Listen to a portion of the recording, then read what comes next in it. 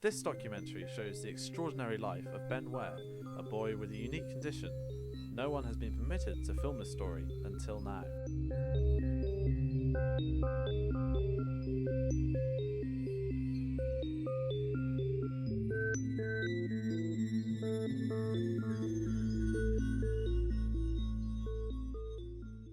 When did you first realise your son had this condition?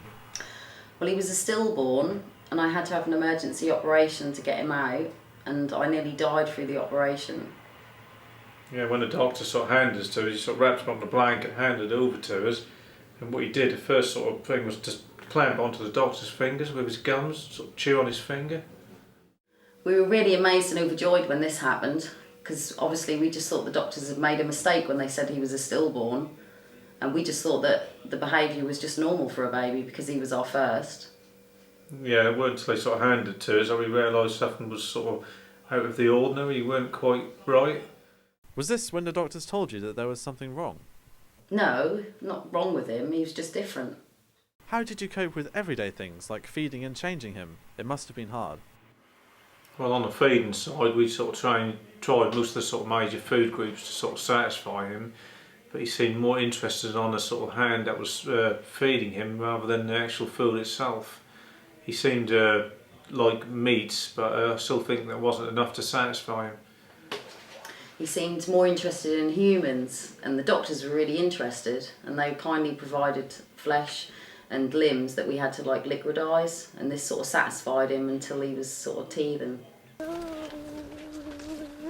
He used to play in the garden, and any of the animals or creatures that were running around the garden, he'd get really excited and sort of grab him, and he'd disappear into the bushes, and then they'd come out and there would be no sign of any of the animals that he'd sort of picked up earlier.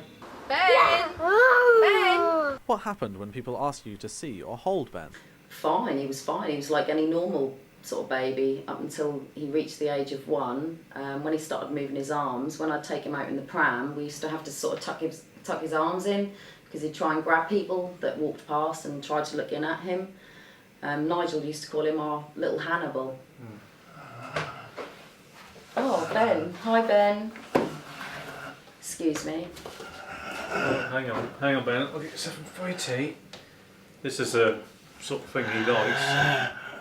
There you go.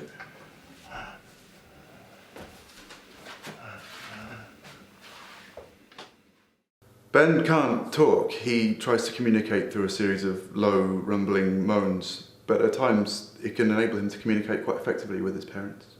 This is our normal family tea.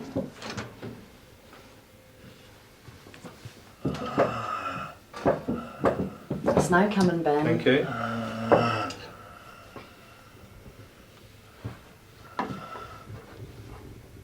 There you go, Ben.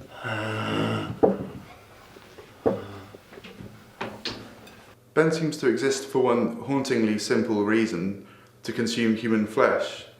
There's no scientific reason why he would eat all the time. No other ordinary human would do. Ben, could we ask you some questions? Ben, could we have a quick interview?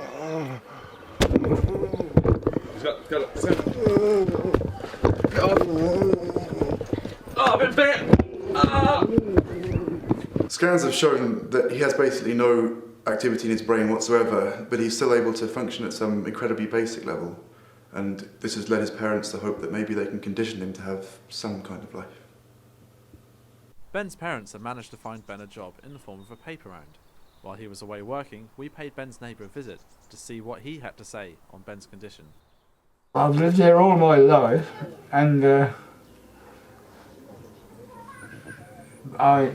when Ben was his name, as a young man, he used to come through the fence and play with my dog before the accident, but no more.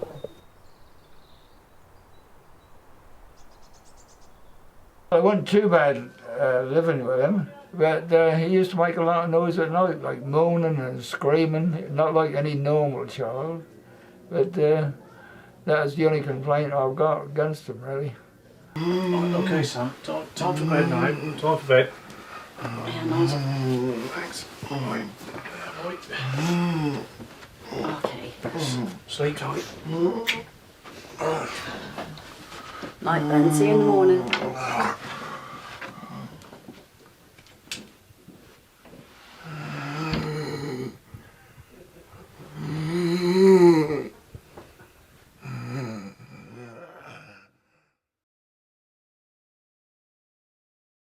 The question on most medical practitioners' minds is, if he was born dead, can he physically die?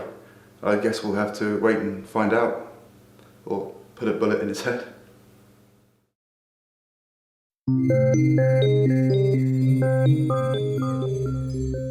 We now leave Ben's family to endure and hopefully enjoy many more years of looking after a son who is too dead to be alive, but too alive to be dead.